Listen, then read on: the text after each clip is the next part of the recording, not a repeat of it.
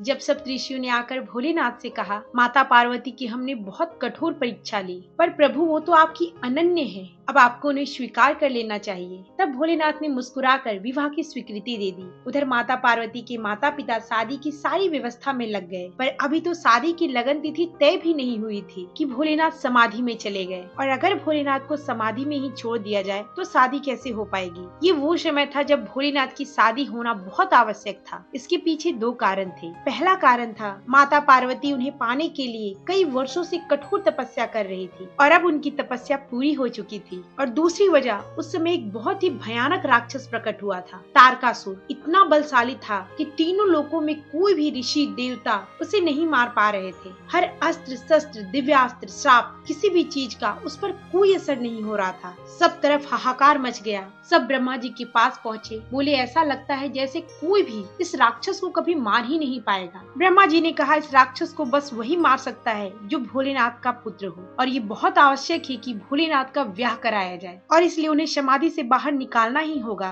पर समस्या ये है कि पूरे त्रिभुवन में ऐसा कोई नहीं जो भोलेनाथ की समाधि भंग कर सके, सिवाय एक के, कामदेव। आप सारे देवगण कामदेव के पास जाओ और उनसे विनती करो कि वो शिव जी की समाधि को भंग करे। जैसे ही वो समाधि से बाहर आएंगे, हम तुरंत उनका लगन बैठाकर उनकी शादी करा देंगे। अब सारे देवगण कामदेव के पास पहुँचे। बोले, आप तो देख ही रहे हैं तीनों लोकों में कैसा विध्वंस मचा है, बस आप ही हैं जो हमारी रक्षा कर सकते हैं, सारे सर्वनाश को रोक सकते हैं। जाइए और जाकर भगवान शिव की समाधि भंग कीजिए।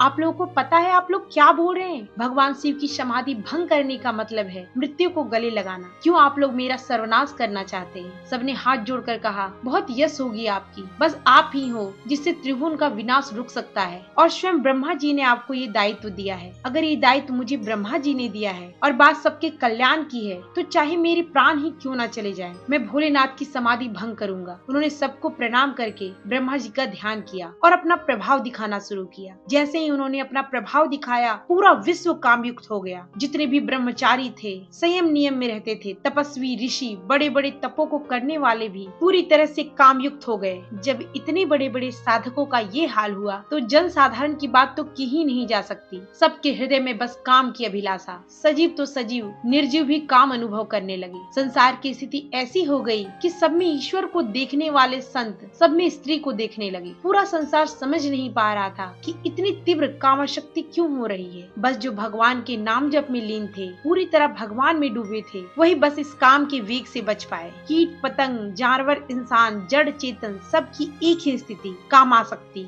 बस 48 मिनट में काम ने अपना घनघोर प्रभाव दिखा दिया। अब कामदेव भोलेनाथ के पास पहुँचे, पर जैसे ही उन्होंने भोलेनाथ का स्वरूप देखा, वो डर गए। बिल्कुल शांत स्वरूप, साधना में लीन। कामदेव पूरी तरह से घबरा गए। जैसे ही काम घबराए, पूरा संसार काम वासना से बाहर निकल गया, क्योंकि उनकी घबराते ही उनका प्रभाव कम हो गया। कामदेव सोचने लगे कि भगवान भोलेनाथ की समाधि भंग करने का मतलब है मृत्यु को गले लगाना, पर धर्म के कार्य के लिए अगर मुझे मरना भी पड़े तो मैं तैयार हूँ, अब पीछे नहीं हटूंगा। बसंत ऋतु से बोले, अपना प्रभाव दिखाना शुरू करो। मलय मारुत से बोले, शीतल मंद सुगंधित वायु का प्रवाह करो। वन उपवन बहुत सुंदर हो गया। अप्सराओं से बोले, पीछे जाकर नृत्य करो। अगर अपनी जान बचानी है तो भोलेनाथ से दूरी बनाकर रखनी होगी। कामदेव ने अपनी पूरी कलाएं दिखा दी, पूरी शक्ति लगा दी, पर भोलेनाथ टस से मस नहीं हुए। वो वैसे ही समाधि में लीन रहे। कामदेव सोचने लगे, जिस कार्य के लिए मैं आया वो कार्य तो हुआ ही नहीं, फिर सृष्टि का कल्याण कैसे होगा। तब वो भगवान शिव से 45 योजन दूर एक आम के वृक्ष के पीछे छिपकर 5 वाहनों को एक साथ छोड़ा। वो 5 वाहन जाकर भोलेनाथ के हृदय में लगा। भोलेनाथ की समाधि टूट गई। सोचने लगे, मेरी समाधि को भंग कौन कर सकता है। ध्यान में देखे, ऐसा कामदेव ने किया है। उनकी नजर कामदेव पर गई, जो आम के वृक्ष की एक डाली के पीछे छिपे थे। भोलेनाथ ने अपने दोनों नेत्रों को बंद कर लिया और तीसरा नेत्र खोल दिए। तत्काल कामदेव वृक्ष सहित वहीं भस्म हो गए। सारे योगी, बैरागी, तपस्वी, ब्रह्मचारी सब बहुत खुश थे। जय हो भोलेनाथ की। हमारी साधना की एक ही तो विपत्ति थी, काम। अब जब काम ही भस्म हो गया तो समस्या कैसी। रति, जो कि कामदेव की पत्नी है, उन्हें जैसे ही पता चला काम भस्म हो गए हैं, रोते हुए भगवान शिव के चरणों को पकड़ ली। बोली, प्रभु आप तो मेरे सुहाग को ही भस्म कर दिए, कृपा कीजिए। भोलेनाथ बोले, आज से तुम्हारे पति का नाम अनंग होगा। उसका शरीर तो नहीं होगा, पर बिना शरीर के सबके हृदय में अपना प्रभाव उत्पन्न करने में सक्षम होगा। शरीर नहीं होने पर भी सबको अधीन करने का सामर्थ्य रखेगा। इसे शरीर तब प्राप्त होगा जब श्री कृष्ण के पुत्र प्रद्युम्न के रूप में ये प्रकट होगा। रति भोलेनाथ की कृपा पाकर बहुत प्रसन्न हुई। हुई। तब सारे देवगण तुरंत ब्रह्मा जी और विष्णु जी को बुलाए। बोली, प्रभु जल्दी चलिए, शादी की बात कर लेते हैं, नहीं तो फिर से समाधि में चले जाएंगे। और फिर वहीं पर तुरंत ब्रह्मा जी ने भोलेनाथ का लगन बिठाया और फिर बड़ी धूमधाम से माता पार्वती और भोलेनाथ का ब्याह संपन्न हुआ। नमः पार्वते हर हर हर महादेव। आज की भक्ति रस में इतना ही।